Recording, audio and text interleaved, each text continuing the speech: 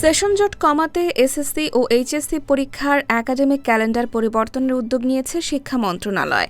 এ লক্ষ্যে আজ বুধবার ১৩ মে শিক্ষা মন্ত্রণালয়ের বিশেষজ্ঞ ও অংশীজনদের নিয়ে বৈঠক অনুষ্ঠিত হয়েছে। বৈঠকে এসএসসি আগামী বছরের জানুয়ারিতে এবং এইচএসসি পরীক্ষা এপ্রিল বা জুনে নেওয়ার পক্ষে মত দেন অংশীজনরা। এর আগে ২০২৭ সালের এসএসসি ও এইচএসসি পরীক্ষা ডিসেম্বরে নেওয়ার পরিকল্পনার কথা জানিয়েছিলেন শিক্ষা এবং প্রাথমিক ও গণশিক্ষা মন্ত্রী ড. আ.ন.ম এহসানুল হক মিলন। তবে সভায় অংশীজনরা বলেন, একসঙ্গে ৪ মাস সময় এগিয়ে আনলে শিক্ষার্থীদের ওপর মানসিক চাপ তৈরি হতে পারে, তাই প্রতি বছর ধাপে ধাপে ১ মাস করে এগিয়ে আনার প্রস্তাব দেওয়া হয়।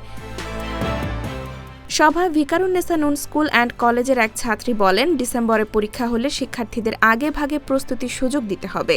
অন্যদিকে বরিশাল শিক্ষা বোর্ডের চেয়ারম্যান প্রফেসর মোহাম্মদ ইউনুস আলী সিদ্দিকী বলেন, জানুয়ারির প্রথম সপ্তাহে পরীক্ষা শুরু করলে রোজার আগেই শেষ করা সম্ভব হবে।